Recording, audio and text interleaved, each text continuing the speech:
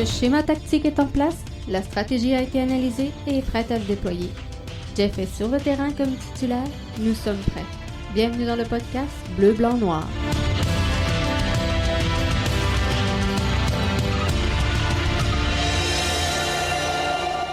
Bon mercredi tout le monde, Jeff qui est là bien branché avec vous sur le podcast BBN, l'édition du 25 mars 2020. Alors je suis là et bien content donc d'être là, soir de grande annonce, soir de belle annonce. Alors je sens que ce podcast-là va être très, très, très plaisant et je veux prendre le temps de bien remercier les gens qui ont partagé donc tout ce qui s'en vient tout au long de la journée, qui ont retweeté via les réseaux sociaux. Alors, à tous ces gens-là, que je ne prendrai pas de temps pour remercier un à un, mais je tiens à vous en remercier. Je voulais faire un petit aparté donc avec la MLS, puisque vous le savez, c'est le podcast BBN pour podcast Bleu, Blanc, Noir. Donc normalement, on couvre les activités de l'Impact de Montréal et de la MLS. C'est notre raison d'être au podcast BBN. En parallèle de tout ça, il y a la boîte de production qui propulse le podcast BBN, qui est BBN Media, qui va offrir aux auditeurs, aux auditrices, dès la reprise de toutes les activités normales suite à la pandémie de COVID. On va offrir donc un podcast entièrement consacré à la CPL, podcast francophone, et également un podcast dédié à la USL. Je ferai les annonces en temps opportun, mais on se permet, là, vu qu'il n'y a pas de soccer présentement, on se permet de faire des petits apartés à gauche et à droite. Et cette semaine, ceux qui ont suivi le podcast, on s'est parlé de CPL pas mal tout au long de la semaine. Donc, on va continuer avec cette veine-là. Je voulais faire, comme je vous dis, un petit aparté sur l'Impact de Montréal et les activités de la MLS, mais le confinement donc se perdure dans la MLS. Mais je vais en revenir parce que je ne veux pas sortir du cadre de l'annonce officielle que j'ai à formuler ce soir. Donc, comme vous l'avez peut-être vu sur les réseaux sociaux, j'annonce la mise sur pied de Capital CPL qui viendra donner un souffle au projet d'implantation d'un club de la CPL du côté de la vieille capitale. Je suis convaincu, hors de tout doute, que pour le bien, pour le développement du soccer et de la structure de soccer québécoise, nous avons besoin dans la vieille capitale de compter sur la présence d'un soccer professionnel et d'un soccer à tous les niveaux. Donc, autant je crois au développement de la PLSQ, autant je crois à la CPL, et je crois que d'en faire dans la région de Québec une intégration verticale pour le développement du sport, pour le développement du soccer, est quelque chose de très appréciable. Donc, j'ai senti bon à ce moment-ci de vous annoncer qu'il était peut-être venu le temps de mettre sur pied une convergence des forces en vue de l'implantation d'une concession de la CPL dans la grande région de Québec. Et le podcast de ce soir est directement relié à cette annonce. Donc, Capital CPL est une organisation sans but lucratif qui a pour mission de favoriser et de soutenir la mise en place d'un club de la première ligue canadienne dans la ville de Québec. Ça, c'est la mission que se fait le mouvement Capital CPL.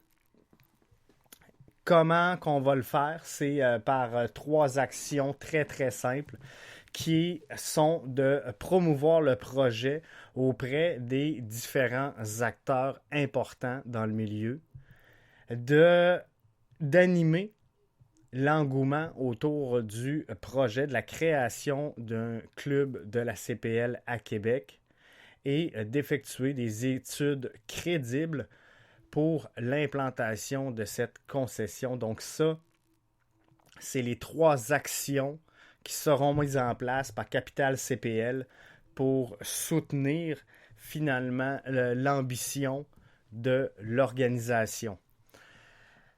Tout ça va se faire par des démarches fort simples avec la mise en place de 5 comités. Au moment où on se parle, avant que j'entre dans la démarche du projet, je veux juste mettre les choses au clair. C'est un tout nouveau projet qui mijote depuis longtemps, que je voulais annoncer seulement au lancement officiel de BBN Media qui s'en vient sous peu dans ses studios avec la web télé. Bref, on voulait faire ça autrement, mais les circonstances font en sorte qu'on annonce le tout aujourd'hui. Donc, au moment où je vous parle, il n'y a pas de structure précise sur l'ensemble du groupe Capital CPL. Nous allons mettre en place 5 comités et ça, c'est la démarche. Ces comités-là ne sont pas déjà formés. Et ce soir, je profite du podcast pour lancer un appel à tous. Si vous avez de l'intérêt à soutenir l'initiative mise de l'avant par Capital CPL, je vous invite à nous envoyer un message via soit la page Facebook Capital CPL, soit via le compte Twitter Capital CPL. Ça va me faire un grand plaisir de regarder avec vous en quoi votre contribution peut être un vecteur de changement et un facteur de succès dans la mise en place de Capital CPL.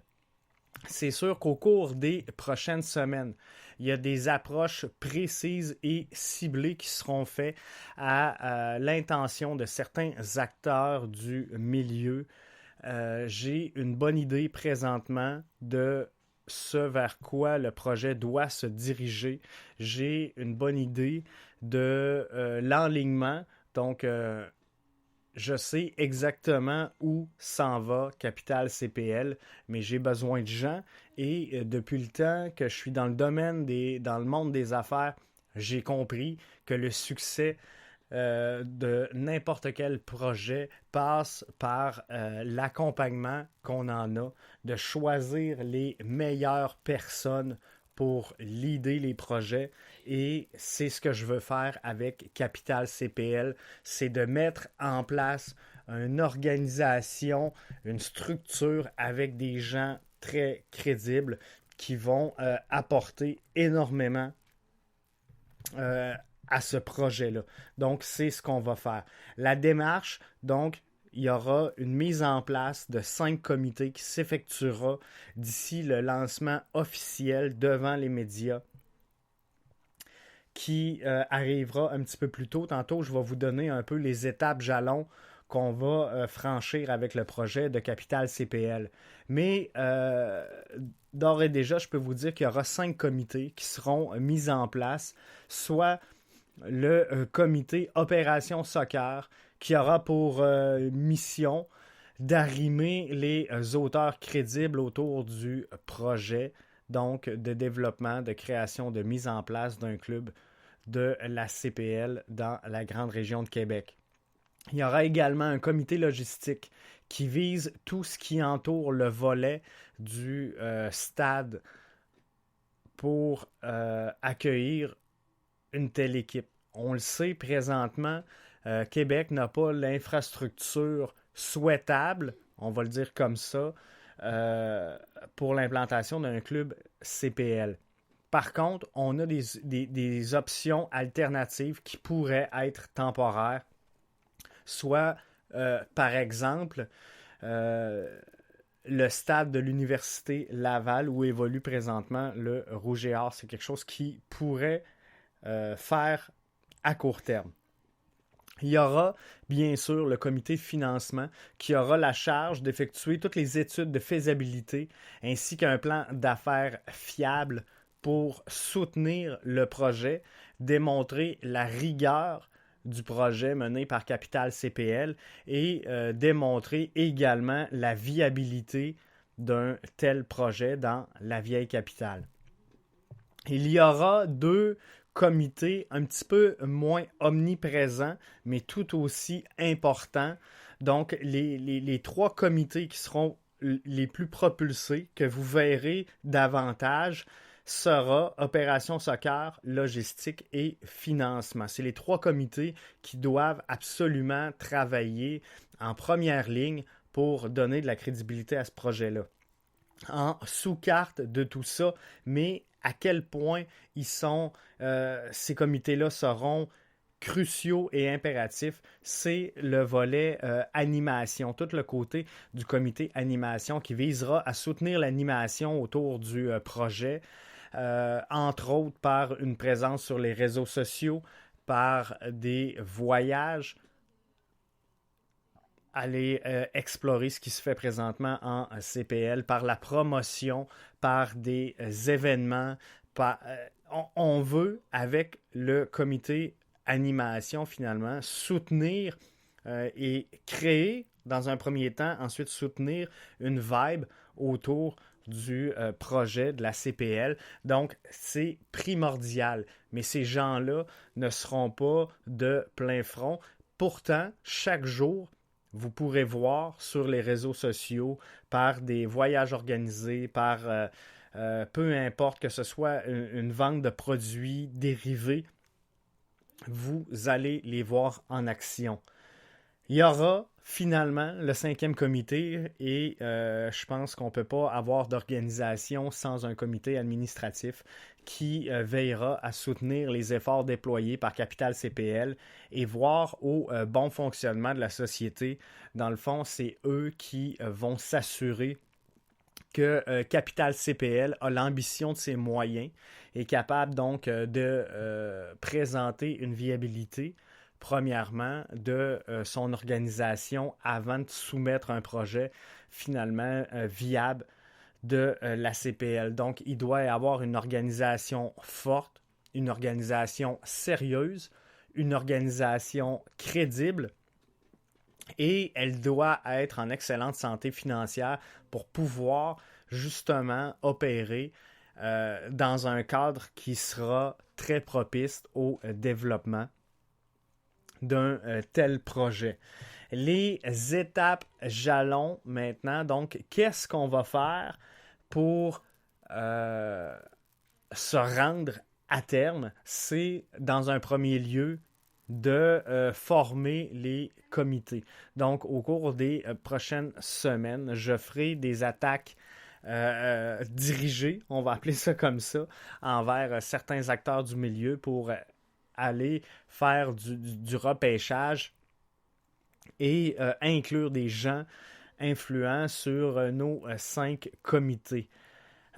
Donc ça, c'est la première étape. Lorsque l'étape-là sera officiellement fait lancer, que nos comités seront en place, viendra la création légale de l'entité OSBL.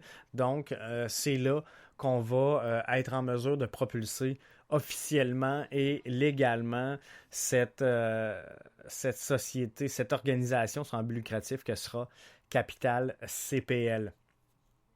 Ensuite de ça, on va débuter les rencontres de groupe. Question de bien cibler le projet, de bien le comprendre et de tous être en dénominateur commun avec une seule vision, donc de se créer un projet global. Lorsque ces rencontres-là seront mises en place et qu'il en aura ressorti un consensus quant au projet global, eh bien là, il y aura le lancement officiel médiatique avec les principaux dirigeants des 5 comités que je vous ai présentés plus tôt. Il faut, pour réussir ce projet-là, bien qu'il y aura un lancement médiatique, bien qu'il y aura sûrement 5 personnes qui seront mises de l'avant à titre de directeur de comité, il va falloir des gens passionnés. Il va falloir des bénévoles, il va falloir des supporters du projet pour nous soutenir et nous orienter tout au long du processus. Donc, l'organisation complète n'aura pas que 5 personnes et c'est pour ça que j'ai parlé de comité et non de gens attitrés. Parce que moi, je veux que ça émerge. Je veux qu'il y ait du brainstorming là-dedans qui se fasse et qu'on soit en mesure de bien évaluer toutes les facettes du projet sous tous ses angles et de se laisser ouverte le maximum de portes possibles pour le succès de Capital CPL. Donc, comprenez que finalement, on va s'ouvrir toutes les portes qu'on peut et on va mettre le pied dedans et on va s'arranger. Faites-vous-en pas pour se faire écouter, se faire entendre. L'objectif avoué, clair et précis est d'avoir un club en CPL, donc en première ligue canadienne, au plus tard en 2023. L'objectif sera de fouler les terrains de la canadienne première ligue en 2022 dans une installation temporaire. Je vous ai quand même aujourd'hui demandé par quoi qu'on commençait. Est-ce qu'on commence par trouver qu'est-ce qu'on fait pour le stade? Est-ce qu'on commence par un groupe sérieux, le groupe d'opération soccer, pour donner de la crédibilité davantage au projet en premier? Est-ce qu'on commence par rechercher le financement? Moi, je pense que l'intérêt des gens présentement, si je me fie à vos réponses, est d'avoir le groupe Opération Soccer. Donc, je pense que vous voulez avant tout voir qui seront les gens qui vont piloter au niveau soccer le projet. Et je vous comprends.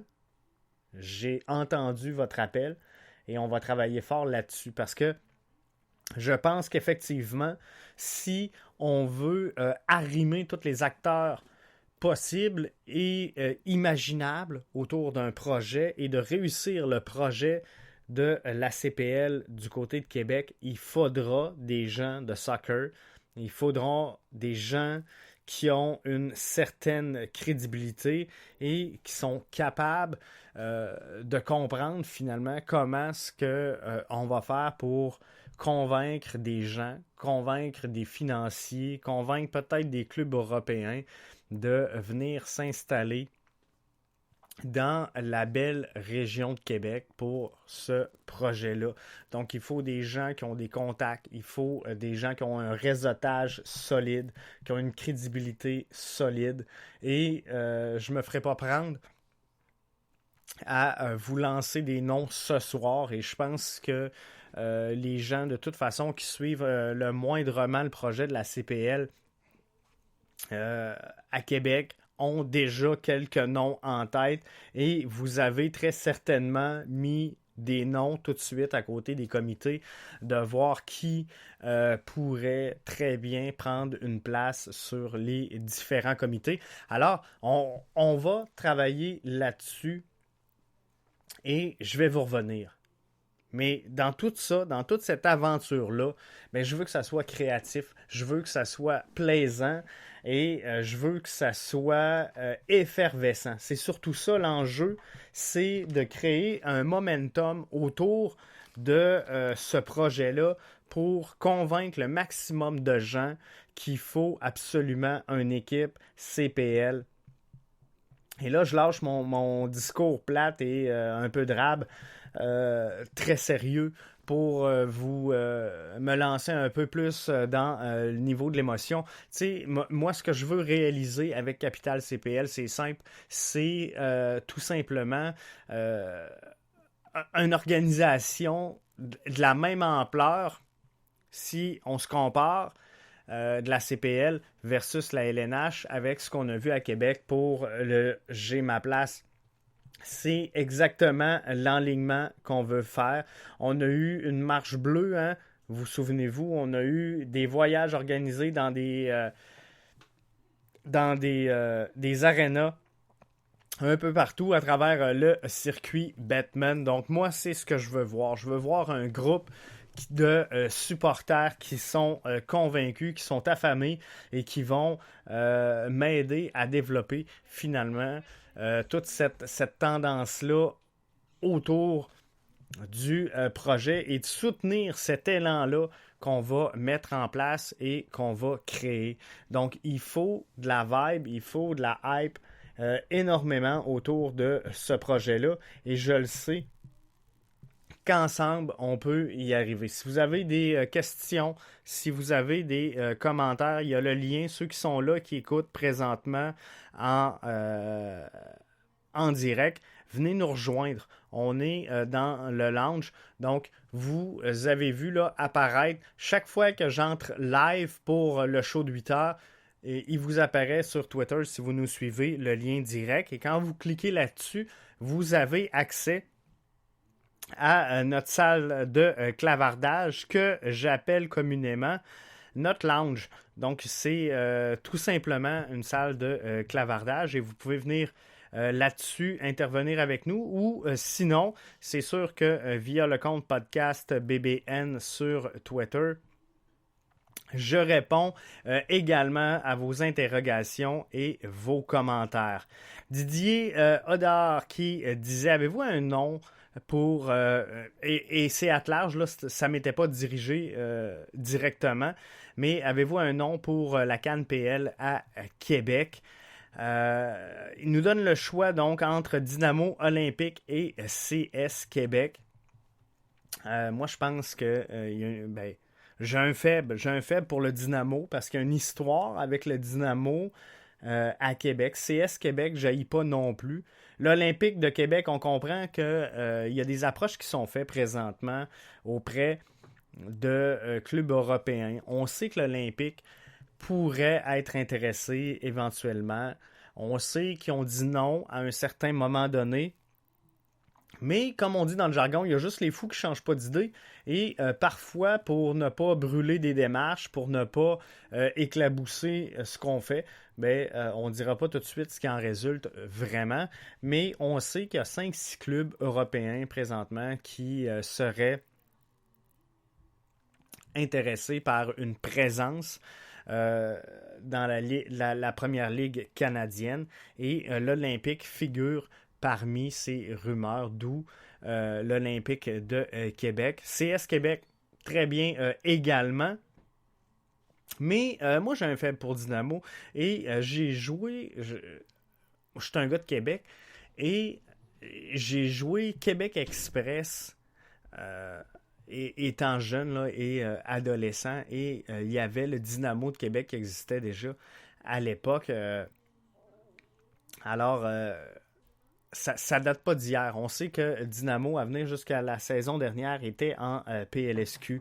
On a décidé d'abandonner, faute de financement, la PLSQ cette année. C'est pas facile d'évoluer en PLSQ. Il y a une dure réalité où on n'a pas vraiment de terrain. On a des charges. Beaucoup de charges, très peu de revenus. De vendre des billets, ça devient pas facile parce que les terrains sont pas clôturés, parce que les gens peuvent voir de partout.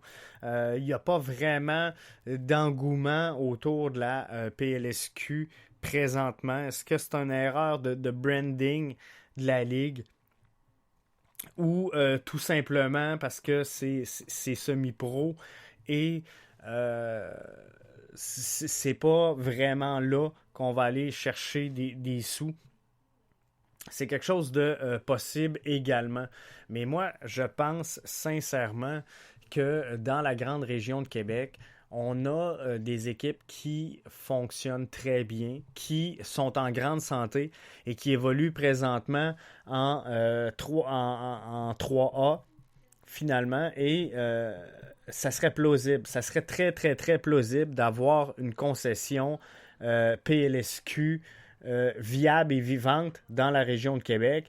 Et si on peut ajouter la CPL par-dessus ça, ben ça va être encore mieux parce qu'on va faire de l'intégration verticale. Et là, les petits gars qui ont 5-6 ans, qui jouent au soccer, vont pouvoir dire « Moi, mais que je sois grand, je vais jouer en CPL. » Et la CPL, là, croyez-moi, elle n'a pas fini de progresser. Elle va progresser encore énormément au cours des prochaines années et la fenêtre, elle est extraordinaire présentement pour faire l'entrée en CPL parce qu'on ne sait pas si un jour ou l'autre, et là je ne vous parle pas à court terme, je ne vous parle pas cette année, je ne vous parle pas en 2021 ni en 2022, mais éventuellement peut-être bien que la MLS va dire aux équipes canadiennes, écoutez, vous avez votre championnat canadien, prenez vos équipes, allez jouer dans votre championnat canadien.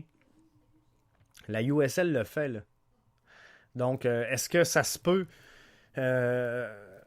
qu'on n'aille pas de présence en MLS avec une CPL qui deviendrait promotion-relégation sur 2-3 divisions? Moi, je pense que c'est quelque chose qui se peut. Mais moi, je pense que si on réussit à construire un réseau de la CPL présentement, là, avec une dizaine de clubs qui attirent entre 10-12 000 personnes par match, la CPL va avoir un bel avenir. Parce que si on fait ça, si on consolide, puis là, l'année présente ou dans laquelle on est, ne sera pas facile en CPL avec la COVID puis tout ça, on sait que ça va fragiliser certains marchés, c'est normal. Et va falloir travailler fort donc pour s'assurer que tout le monde soit en santé. Mais la CPL a un contrat médiatique béton avec One Soccer, donc Mediapro. Ça leur donne une visibilité internationale, d'où l'intérêt de l'Atlético qui vient de débarquer à Ottawa, qui devra retarder malheureusement son entrée en scène si la situation perdure avec le COVID. Mais quoi qu'il en soit, donc les clubs sont là et y arrivent et l'Europe de plus en plus ont un œil tourné sur ce qui se passe ici. Donc ça, c'est une bonne nouvelle.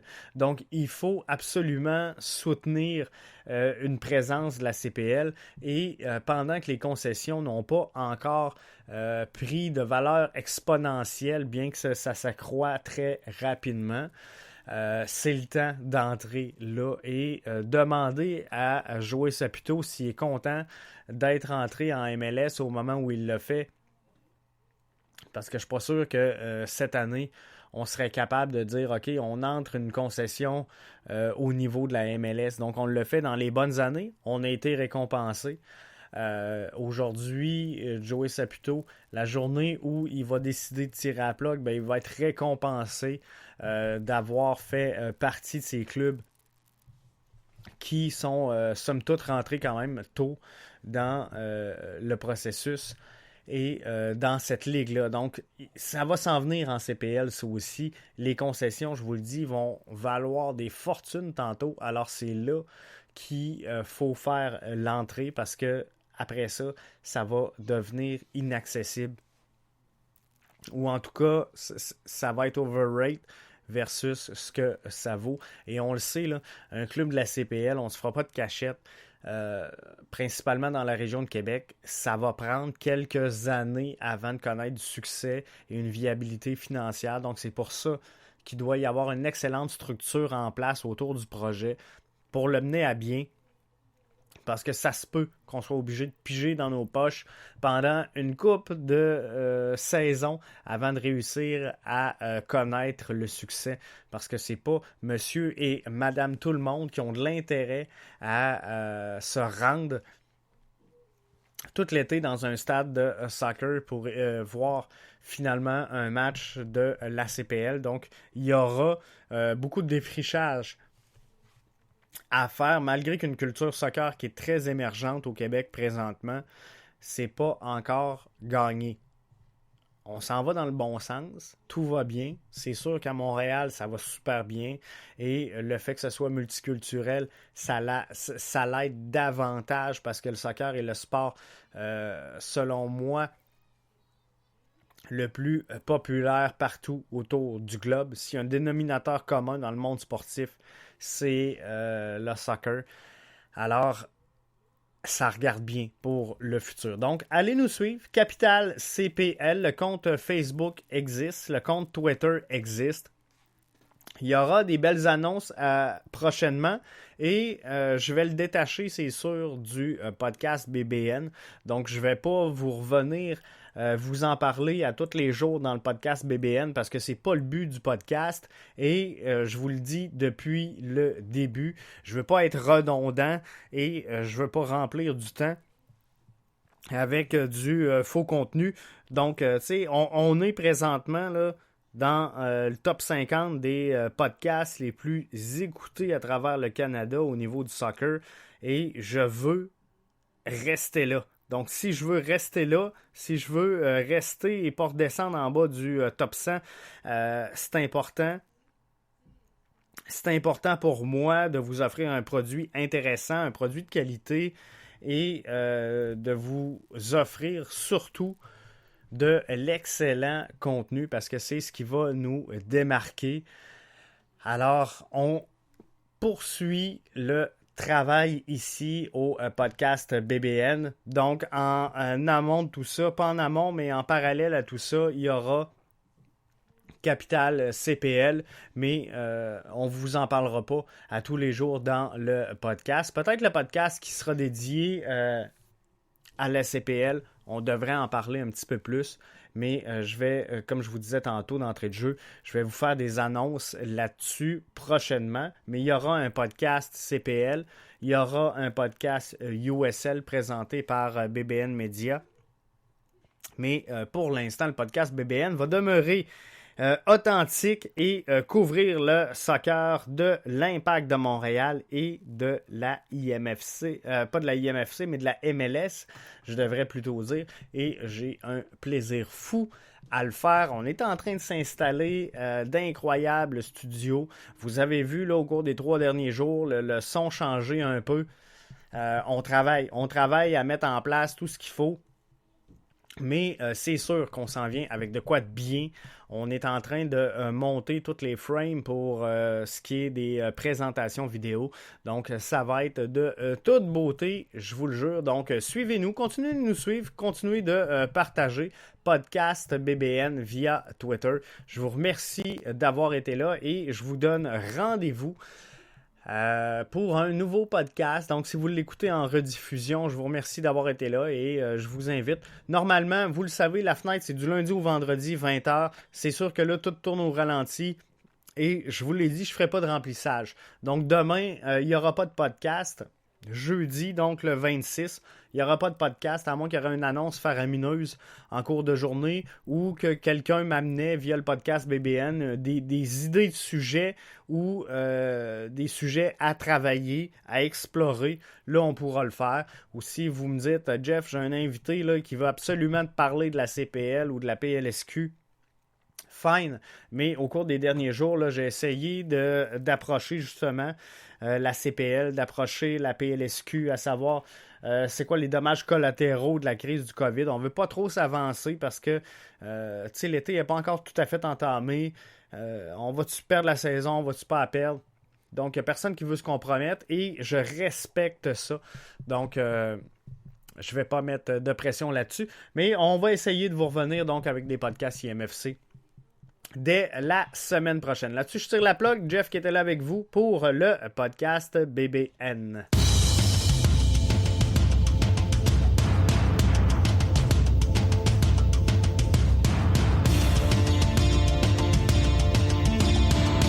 Le schéma tactique est en place, la stratégie a été analysée et est prête à se déployer. Jeff est sur le terrain comme titulaire, nous sommes prêts. Bienvenue dans le podcast Bleu, Blanc, Noir.